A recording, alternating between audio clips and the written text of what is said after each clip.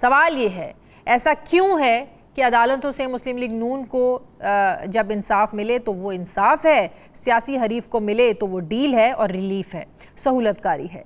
Anti judiciary बयानिया बनाने से नून league को फ़ायदा होगा या नुकसान होगा?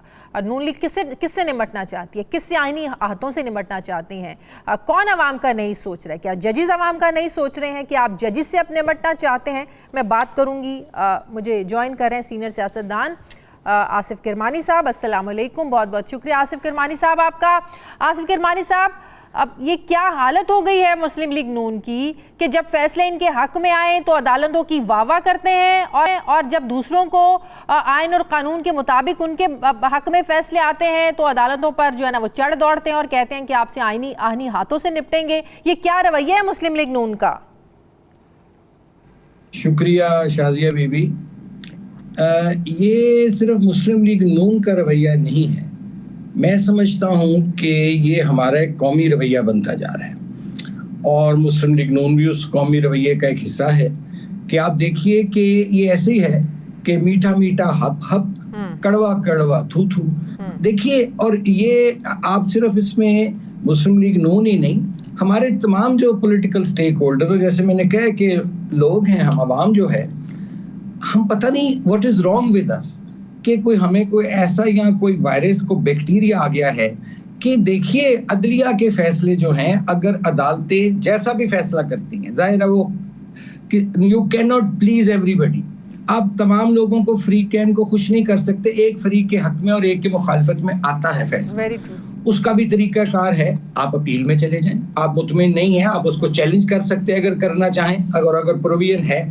लेकिन मैं समझता हूँ इस तरह ऑलरेडी एक पोलराइज्ड सोसाइटी में, जहां तमाम इदारे भी जो हैं, अनफॉर्चुनेटली तमाम सोसाइटी पोलराइज हो चुकी है, वहां बजाय कि उस पोलराइजेशन को कम किया जाए, अगर इस तरह हेड ऑन लेने की कोशिश कोई भी करे, चाहे वो PMLN करे या कोई भी करे इदारों के साथ, ना उसके माजी में अच्छे नताइज निकले हैं, ना ही अब निकलेंगे। और खुसूसन देखिए, होना तो ये चाहिए कि इस वक्त इन तमाम लोगों को, या हुकूमत की मैं बात करता हूँ, कि वो मिल बैठकर जो अवाम के रियल इश्यूज हैं, देखें लोग बर्बाद हो गए हैं, लोग तबाह हो गए हैं, ये बिजली के बिलों ने लोगों के घरों का बेड़ा गर्क कर दिया है। लोग बिल अदा नहीं कर पा रहे, जिसको सैकड़ों रुपए में बिल आता था उसको हजारों में आया, जिसको हजारों में आता था बिल उसको लाखों में आ रहा है। बिल्कुल महंगाई है, गुर्बत है, फिर उस तरफ तवज्जो नहीं देनी।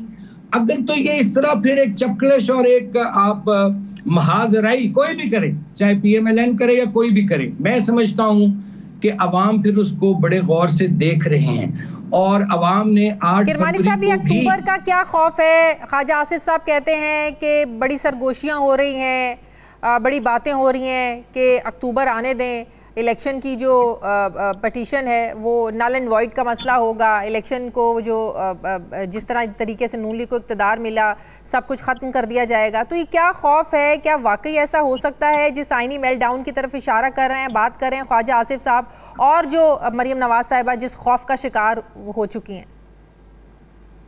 देखिए, जो तो हुकूमतें स्टेबल होती हैं और वो पब्लिक को, अवाम को, गरीब को, मिडिल क्लास सफ़ेद पोश को डिलीवर कर पाती हैं, उनको तो कोई खौफ या ख़तरा नहीं होता। जो पब्लिक पल्स के साथ कनेक्टेड होती हैं, जो अवाम के मसाइल और उनकी मुश्किलात के साथ जो हुकूमतें या सियासी जमातें कनेक्ट होती हैं, उनको तो कोई इशू नहीं होता। बाकी मैं ये समझता हूँ कि हुकूमत तो खैर जैसी तैसी भी है, ये सिस्टम बड़ा फेल हो चुका है। This system has miserably failed. This system has to go. This system must go.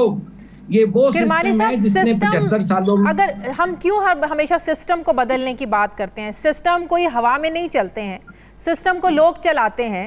इदारे हवाओं में नहीं चलते हैं, इदारों में बैठे लोग इदारों को चलाते हैं। सिस्टम को चलाने वाले लोग होते हैं, पार्टीज होती हैं। हम पार्टीज की सोच वो बदलने की बात नहीं करते हैं। सिस्टम हवा में नहीं बनता, ये सिस्टम इन्हीं लोगों के बनाए हुए हैं। तो बजाय सिस्टम बदलने की हम अपनी सोच क्यों नहीं बदलते हैं, अपने रवैये क्यों नहीं बदलते हैं? देखिए, जिस दिन, बड़ी अच्छी बात कही आपने, जिस दिन सोच बदल जाएगी, जिस दिन रवैये बदल जाएंगे, दैट इज द चेंज।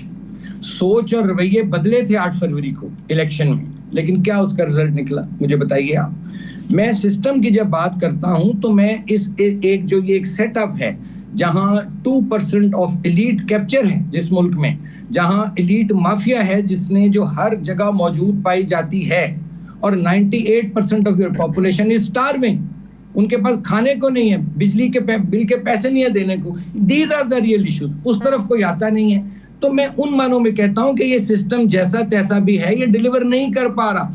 आपको सिस्टम चेंज करने की जरूरत है। आप चेहरे चेंज करते हैं, आप आज एक को निकालते हैं, 2-4 साल बाद फिर उसको ले आते हैं, फिर उसको निकालते हैं, फिर पहले वाले को ले आते हैं। तो क्या पाकिस्तान में माओ ने कैपेबल, एबल, तो ये जो लोग ट्रस्ट करते हैं, लोग पैदा करने लाने वालों पे यहाँ और कोई कॉम्पिटेंट बंदा नहीं है, यहाँ कोई। किरमानी साहब, ये ट्रस्ट का इशू है, जिनके साथ जिनका, अब देखें ना, जिस तरीके से 2017 में एक नारा लगाया नवाज शरीफ साहब ने कि मुझे क्यों निकाला, तो आज अगर दोबारा वो ट्रस्ट किए बैठे हैं, फिर जो जिस तरीके से जनरल मुशर्रफ ने उनके साथ किया, वो भी आज तक वो भूलते नहीं हैं। तो ये एक्चुअली ये लाने वालों का कसूर नहीं है, जो कबूल करते हैं ये उनका कसूर है। ये दोनों का कसूर है। ताली, शाजिया बीबी एक हाथ से नहीं बजती है, ताली 2 हाथों से बजती है। तो मैं तो ये समझता हूं कि इस वक्त जो ये गवर्नमेंट है, ये सिस्टम जो है, वो इस वक्त डिलीवर करने में नाकाम हो चुका है। इसलिए फिर ऐसी बातें चलती हैं जब वीकर गवर्नमेंट्स होती हैं, जिन गवर्नमेंट्स पे क्वेश्चंस होते हैं, जिनकी क्रेडिबिलिटी पे क्वेश्चंस होते हैं, उसके बाद फिर ऐसी अफवाहें जौन सी हैं मार्केट में चलना शुरू हो जाती हैं। अक्टूबर में क्या होगा या सितंबर में क्या होगा।